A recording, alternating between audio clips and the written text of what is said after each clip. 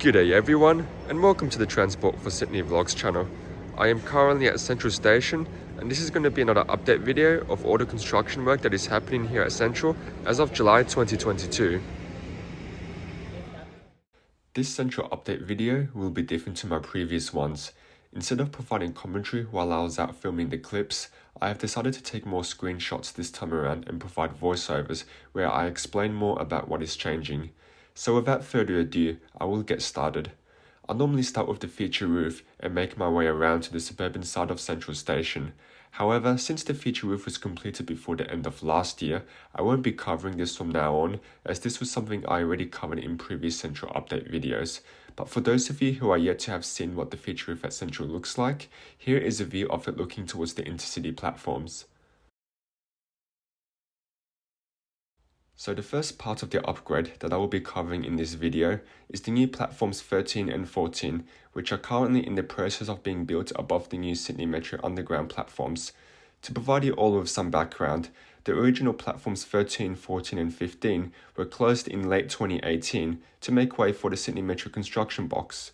But with the construction box now complete, work has begun to reinstate some of these old platforms, which already commenced several months ago. Only two of the three platforms, platforms 13 and 14, will be reinstated. Platform 15 will not be reinstated due to that area now being occupied by a new services and ventilation building for Sydney Metro, one of which you may be able to see in this photo in the distance. Unfortunately, I never took any photos of the original platforms 13, 14 and 15 before demolition due to my channel not existing back then. But from memory, it didn't look too much different compared to some of the old intercity platforms at Central that still exist today. Anyway, now back to the present day, and this is what the new platforms 13 and 14 currently look like. This was taken on the 16th of July, which was only a few days before I uploaded this video. By the way, this photo was not taken from inside the construction site. I was lucky to be tall enough to hold my phone over the fence to take this. So it looks like all columns supporting the canopy and the canopy itself have now been installed into place. Most of the steelwork for these new canopies were actually prefabricated off-site in Kurri, a small town in the Hunter region of New South Wales.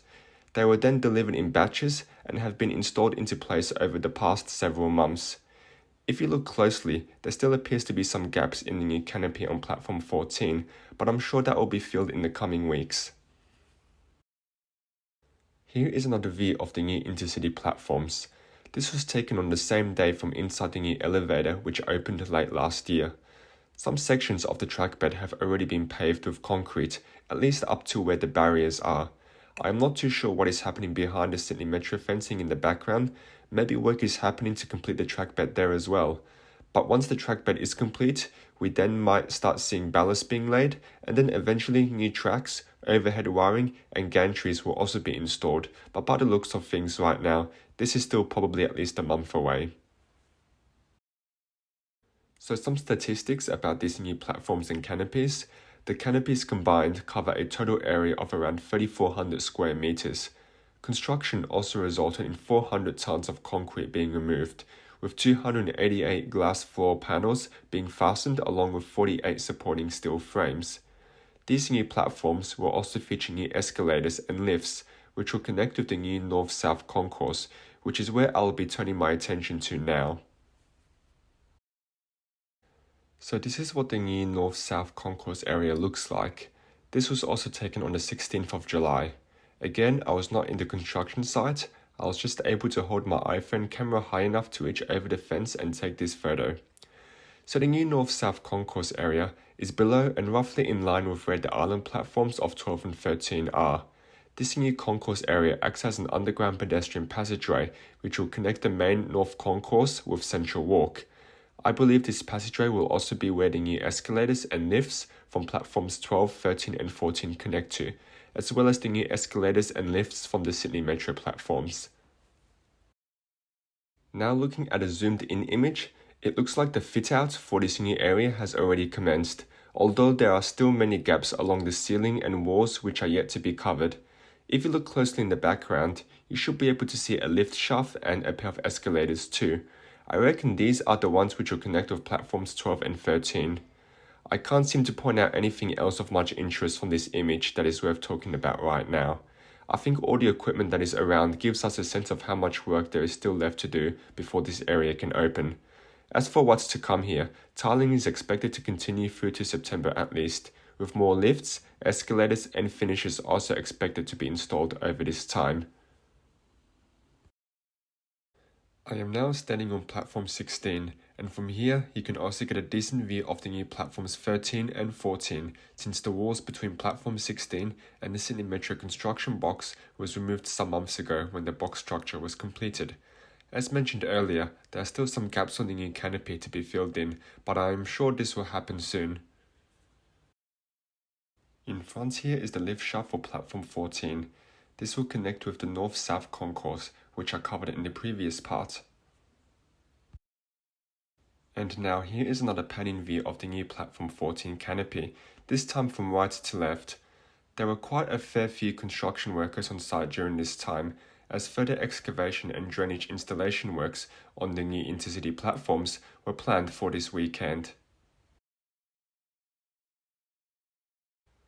Afterwards, I made my way to platforms 20 and 21 and was able to reach just high enough over the fence to get a glimpse of Central Walk, and this is what it currently looks like. As many of you may already know, Central Walk will be a new underground pedestrian link connecting the North South Concourse with new lifts and escalators to all suburban platforms and the new Chalmers Street entrance, which I'll get to soon. Now with a zoomed in image, I can see that the finishes for the wall have already been completed around this set of escalators. It's a bit hard to see down there with the dark fences, but I can also spot what I think is the new lift shaft for platforms 20 and 21. As of earlier this month, fit-out work has already been finished on the southern side of Central Walk, and the 11 of the new 15 escalators that will connect with Central Walk have also been installed. Over the coming 3 months, more concrete and excavation work will continue within the escalator hoardings on all suburban platforms and within Central Walk. So here is an image of a small section of what Central Walk currently looks like at the bottom of one of the escalators. This photo came from an article released on the Sydney Metro website. I will attach a link to it in the description section below. The walls that you see on both sides of these escalators are made up of glass reinforced concrete panels. There will be 784 of these panels installed along Central Walk as part of the overall fit-out. Now, part of Central Walk is due to open to the public later this year. It is definitely something that I will film once it opens, and once it does, commuters will be able to access any suburban platform at Central using escalators, which will be a first for Central. For the last part of this video, I will be covering the new entrances on Chalmers Street and Randle Lane. Starting with Chalmers Street, the new entrance will be located adjacent to the Chalmers Street light rail stop and will provide a more convenient and faster interchange between light rail and train services. This new entrance will connect with Central Walk and also provide a pedestrian through link to Randle Lane, which is on the other side of the construction site which you are looking at now. Over the coming weeks and months, work here will involve construction of a new building, installation of stormwater and fire hydrant systems, conduits for future services, and building new bicycle facilities for public use. And finally now on Randle Lane, and this area does not seem to be all that enticing and welcoming at the moment. The new entrance on this lane is currently bounded by the concrete barriers up ahead. The other end of Randle Lane was also blocked off by barriers, so I couldn't really get a glimpse of what is happening within the hoardings here. As Central's upgrade approaches the finish line, I will try to release update videos a little more frequently than what I have been, just to keep more up to date with the progress that is happening.